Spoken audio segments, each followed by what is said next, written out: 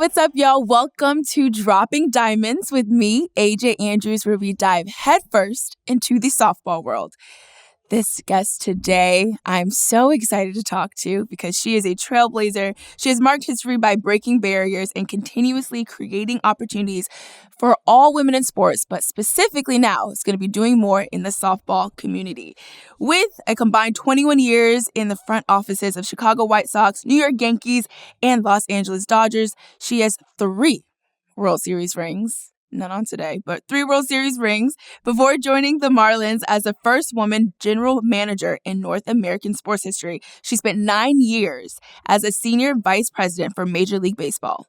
Kim Ng, thank you so much for joining me today. AJ, how are you? Yes, with those World Series rings, we could be dropping a lot of diamonds. Dropping a lot of diamonds. Okay, well, yes. Next time I'm with you, can you please have them on? So I will do that. We can drop all of them. How many diamonds do you think we'd drop with those rings? Well, there was definitely one for each World Series they had previously won. So there's at least 75.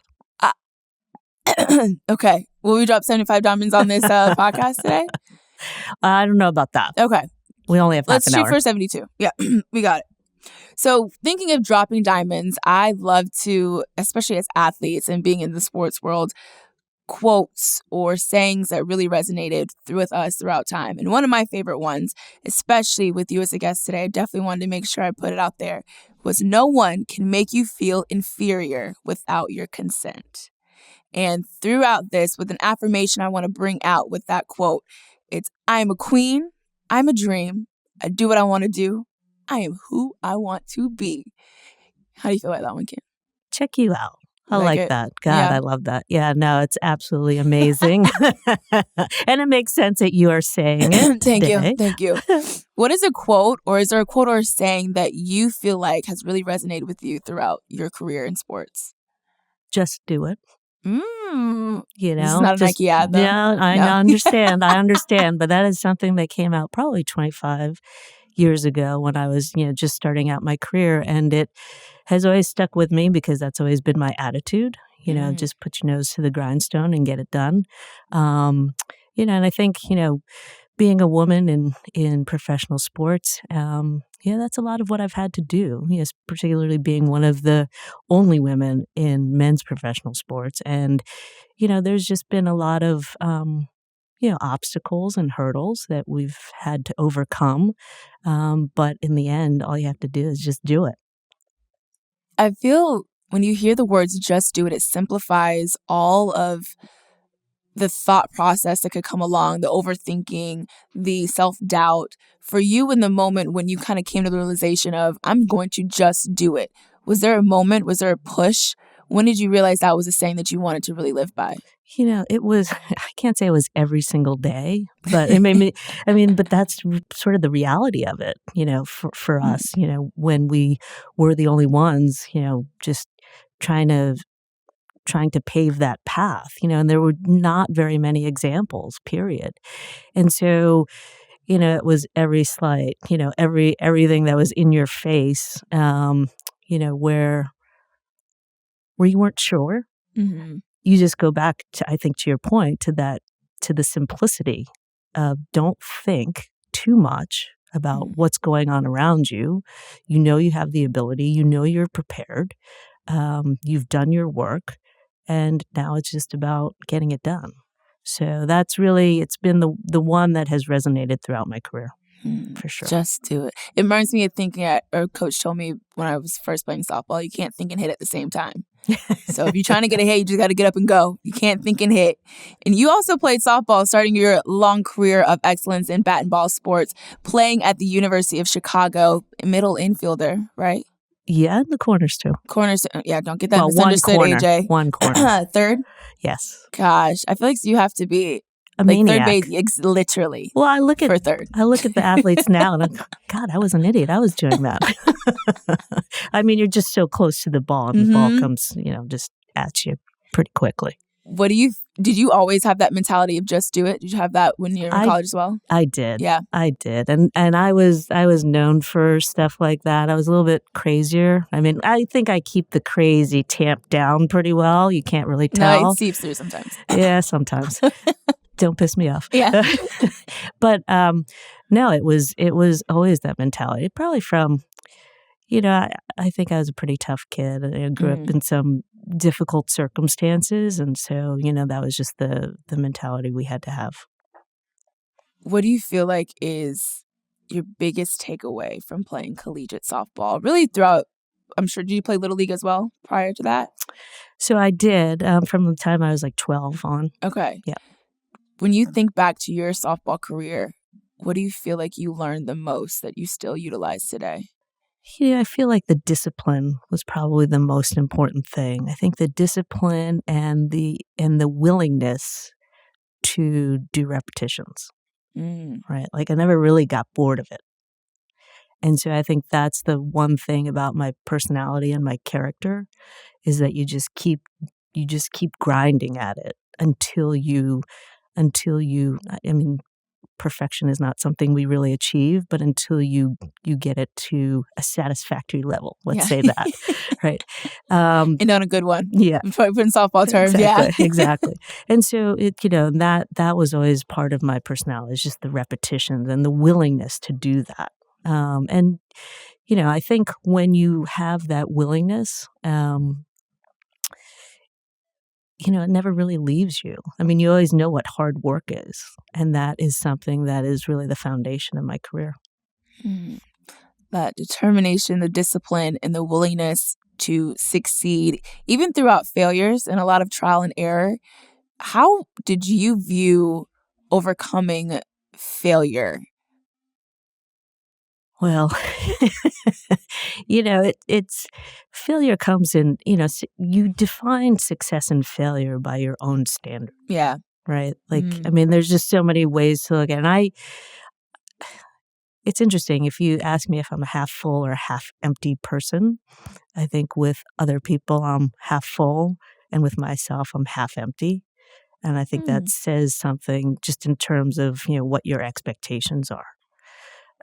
So, again, just going back, I mean, it was just something always that I really strive to do and to really live my life that way.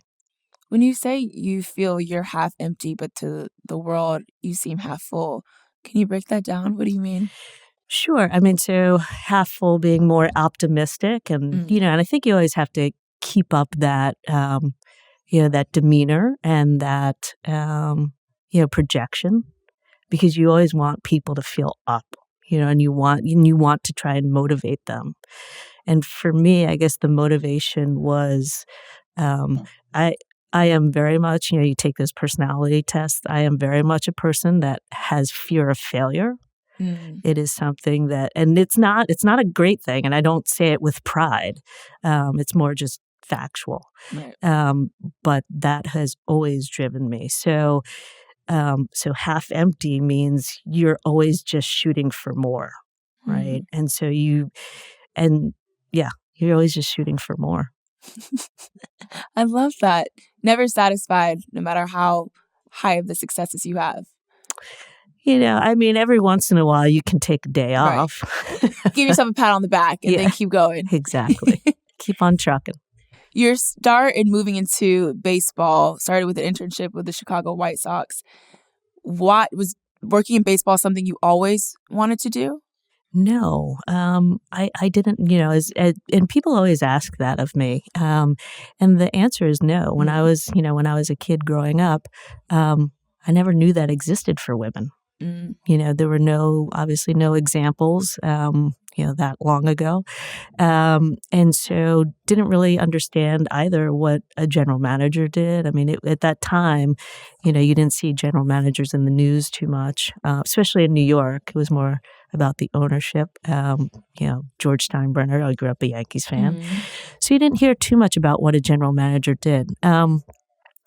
But, as I, went through college and I actually learned about Title IX and I did my senior paper on Title IX, I learned about what opportunities there were for women in sports. And I didn't even think about baseball at the time because it just didn't necessarily make all that much sense to me because you didn't see it. Yeah. Right. So I was thinking more along the lines of tennis or golf. Okay. Because there were women in sport. Yeah, exactly. Playing tennis and golf. And then after my senior year, after I graduated, I got an internship with the Chicago White Sox. And that's how that all started. From the internship to moving up the ladder to making history to being the first woman GM in Major League Baseball history. When you think about climbing up the ladder, what were some specific challenges that you had to overcome? So the most obvious ones were when you walk into a room, you're automatically not thought anything of because, I was a woman. And so, all attention would be towards the guys. And so that was, and I say it and it sounds like a small thing, but it's meeting after meeting after meeting every single day.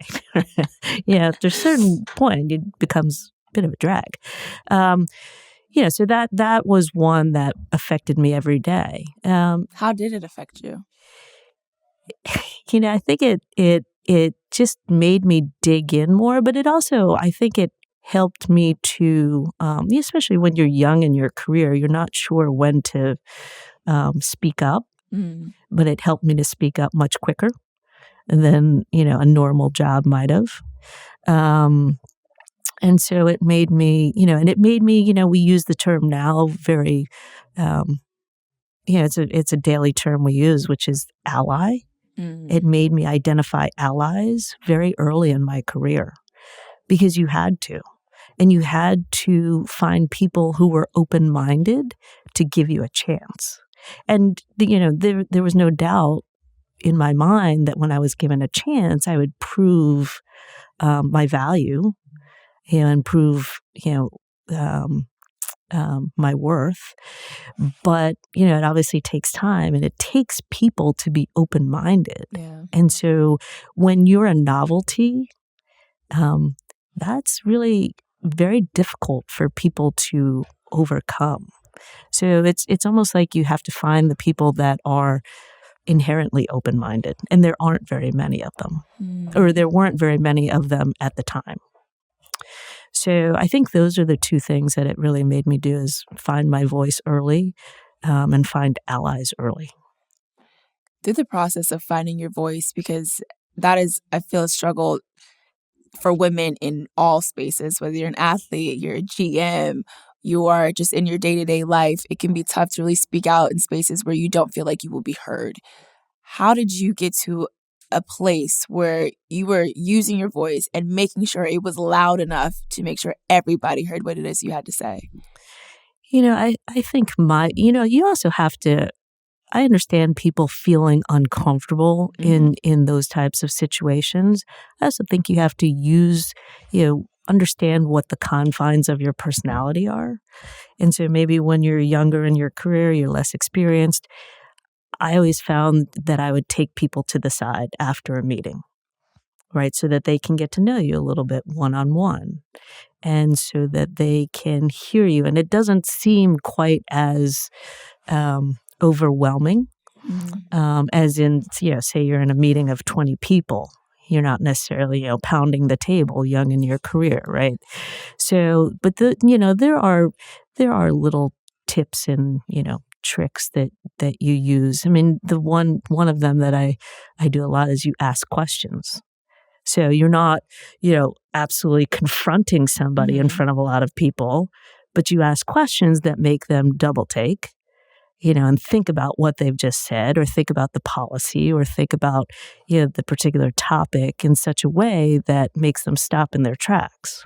Or makes others then start to question, right? And that's how you can build a bit of a swell and make people understand that there are different perspectives and different ways of looking at topics, questions, issues.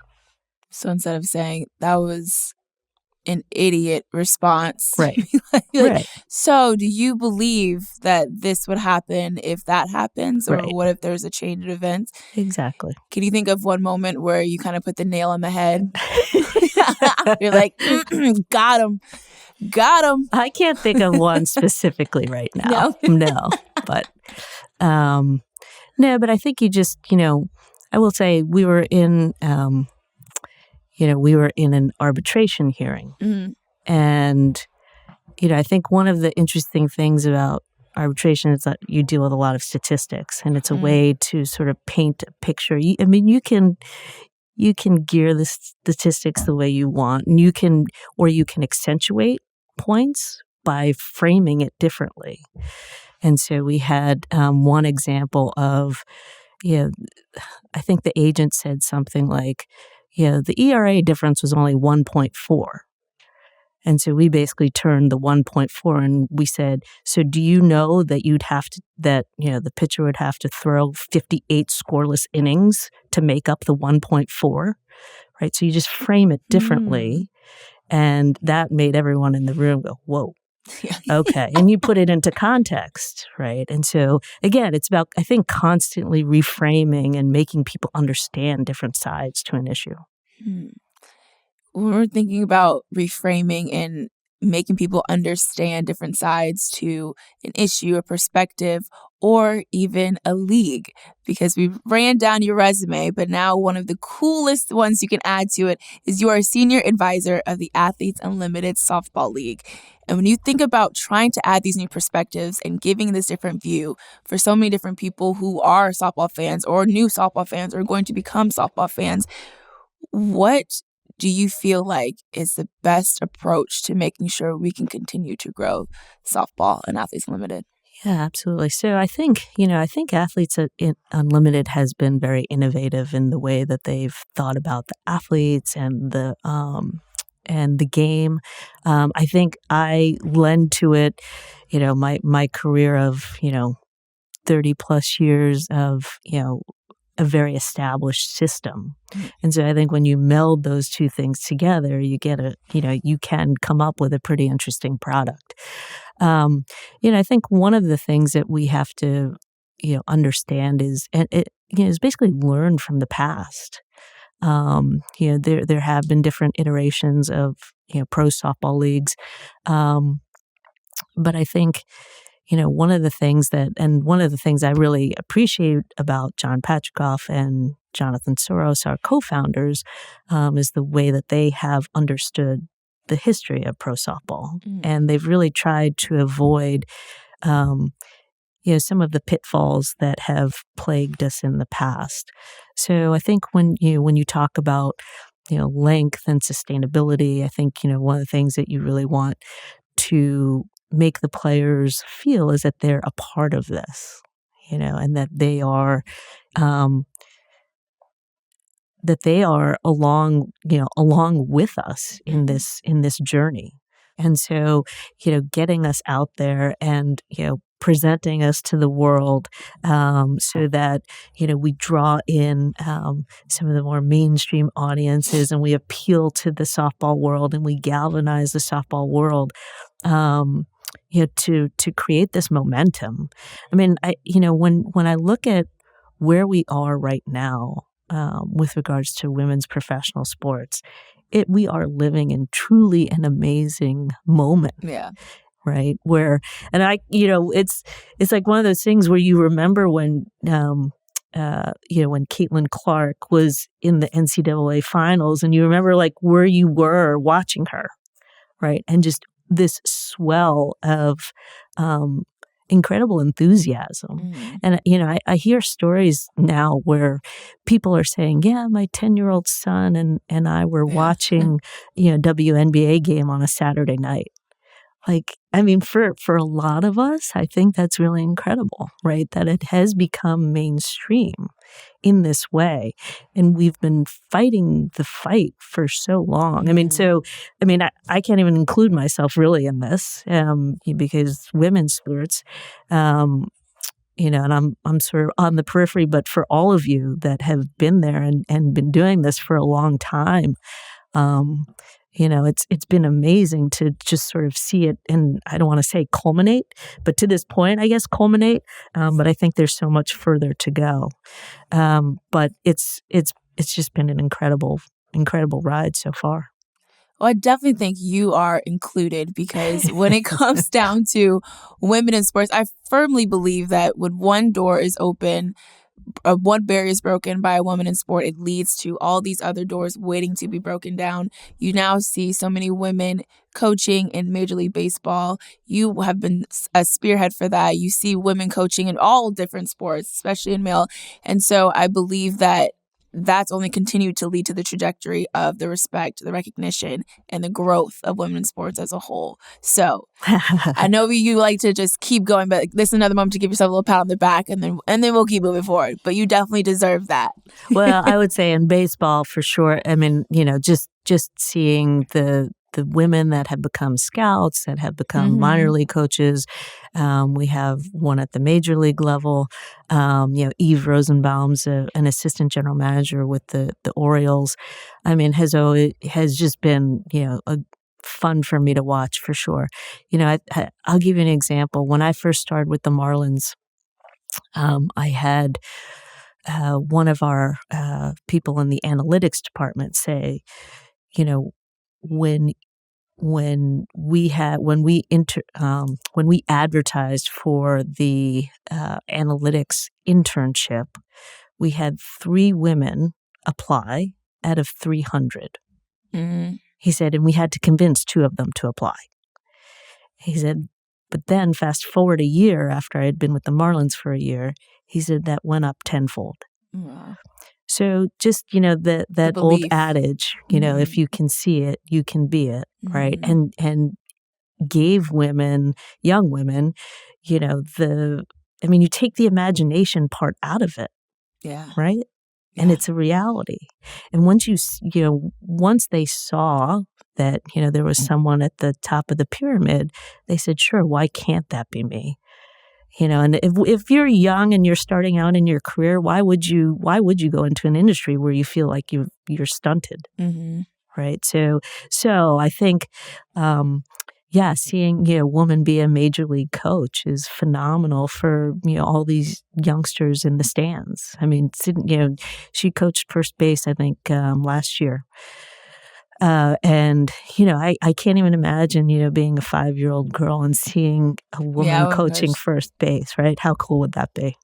So, and you keep pushing. Once you see someone there, that your goals get higher and your dreams get larger, the more women you see in these spaces where you haven't seen women before. And we talk about the see it, to believe it, to achieve it. I remember vividly doing my thesis project in grad school, and I went to a park, and my whole point was that women's sports, they just don't get the attention that they deserve. So I went to a softball baseball park, and I went and asked 8 young baseball players what they want to be when they grow up. Every single one of them said a major league baseball player or a major league baseball coach. And then I went to 8 young softball players and asked them what they wanted to be when they grew up. And all of them, except one, said a teacher or a doctor, or none of them had visions of being professional softball players. One little girl said, well, I wanted to be a professional softball player, but I don't know if it's possible. And that was, I always knew the differences, but when you have those kind of conversations, it was just such a stark reality. And then when you talk about, I'm a professional softball player, there's so many people who say, oh, that exists. And now when you talk about pro softball, they say, oh, Athletes Unlimited. And I think that the change and the shift has been so amazing to see and so exciting when you talk about the growth of softball and to see it, to believe it. And when you think about when you're here now with Athletes Unlimited Softball League and the growth, what do you feel or envision the 2025 season to look like and the future of Athletes Unlimited Softball as a whole? Yeah, in terms of 2025, we're going to 10 to 12 different markets. We actually just announced our schedule today. And I'm expecting to see the stands filled with softball fans, and even those new to softball, and those who understand that women's sports right now is in a movement. All right, so So that's what I see for 2025. And then going, forward, so we're starting with 4 teams in 2025. We'll expand to 6 in 26. And from there, just we are positioning ourselves as the Major League Baseball of softball. That's what this looks like. Will we ever get to 30 teams? I don't know about that, but certainly see 12 in our future, not too distant future. And I see us really continuing the trajectory of college softball. That's really what this is.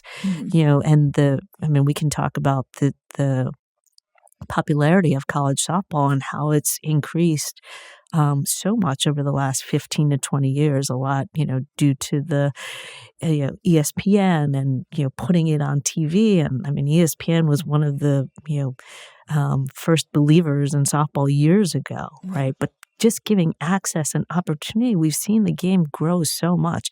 There are statistics out there where we routinely, and when I say we, the Women's College World Series routinely duels the men, in terms of viewership. So from the attendance going up that we've seen over the last 15 years in Oklahoma to viewership, the time is now. And this is really, again, just an extension, just a continuation of what we've seen at the college level. The time is now. The time is now, AJ. Movement, not a moment. We're going to keep going. And throughout your career and your knowledge of building great franchises, of building great organizations, how do you envision being able to build those 30 teams? It starts with a good foundation. Okay. Right. And it starts with the players. And so I think one of the things that we really pride ourselves on is that we have the world's best players in this league.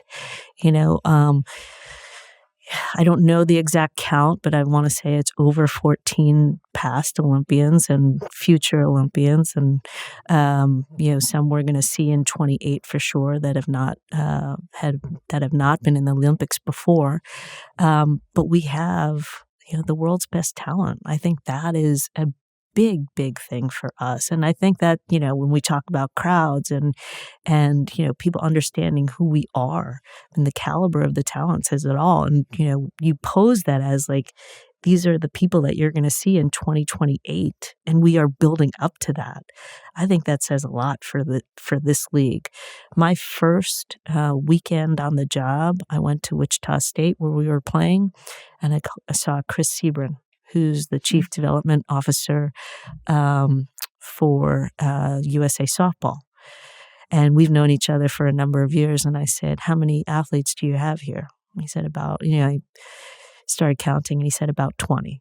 And I think that right there tells you all you need to know about the caliber of the talent, right? It's world class. And so I think that is huge for us. In terms of building this, again, clearly the athletes are, the number one. And then number two, again, going back on what we talked about, making people understand who we are. And this is, again, drawing in that already built softball community. And then after that, you then go out to the mainstream, right? And trying to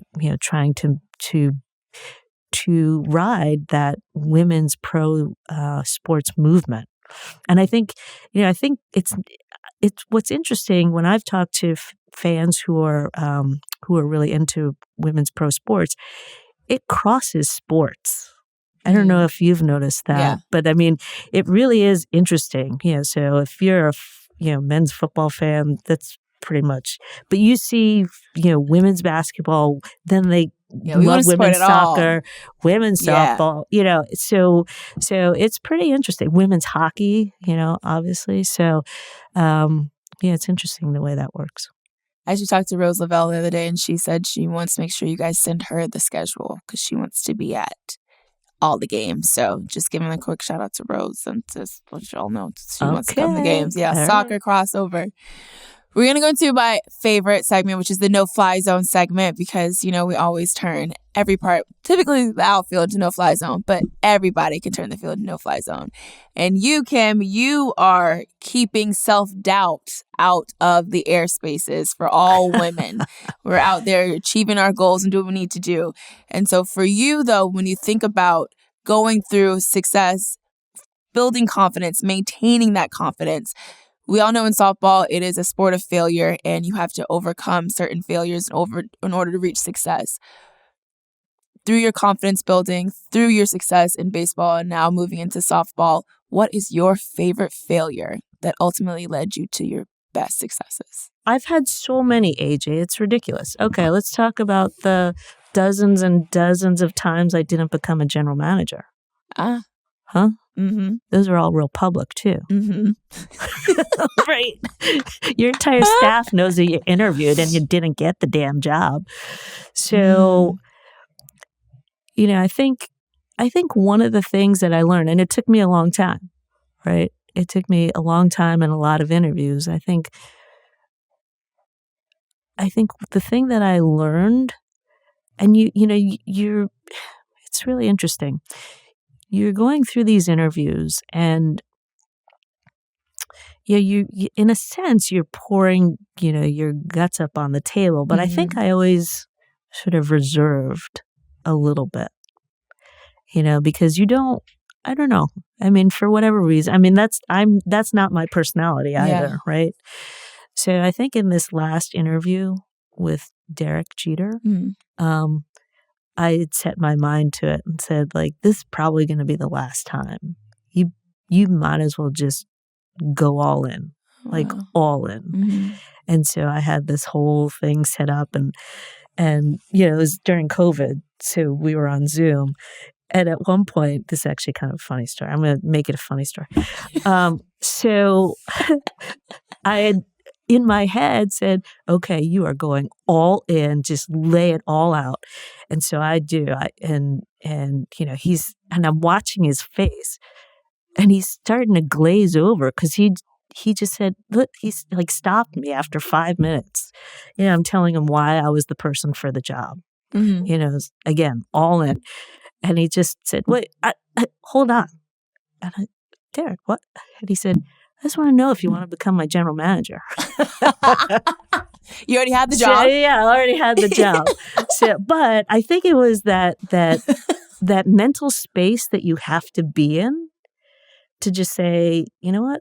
Screw it. I'm going. Right? Let's do this. So I'm not sure if I had ever gotten to that point in previous interviews. But I definitely got there on this one, and turned out pretty well. To me, it seems like the lesson in that is, if you had this one thing sticks in my mind. It's like, if you had 20 no's before you finally got that yes, you would be seeking out every no, right? After you'd be counting it down, it's like, yes, I just got my 13th no, my 14th, my 15th, excited because you knew once you get to the 20th, you would finally reach that success. And so, but you never stopped. You kept going. You said seven interviews. How many? 12? How many did you have? I did. So short-term memory. I didn't count them. Okay. I didn't count them. Right. But it was a lot. The last one's the only one that mattered, right?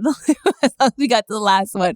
But the fact that you kept going, though, and then had the mind frame of, I'm going to give it all in this last one. You know what? Here's the other thing. I felt like I also had to keep going because I needed others to see me keep going.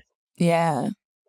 Right? I couldn't, if I had just sort of hung it up, I think that's a bad signal. Mm-hmm. That's a bad symbol to the rest of, the other young women out there.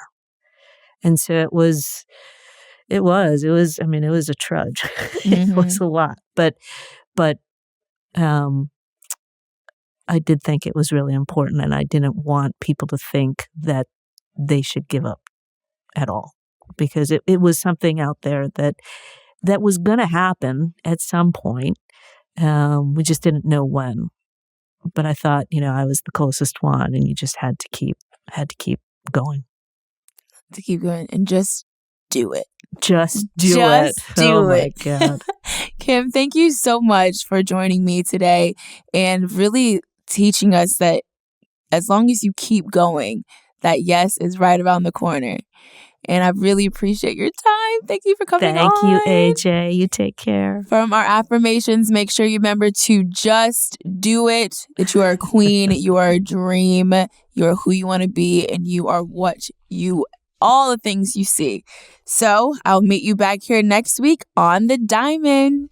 Till next time, keep shining.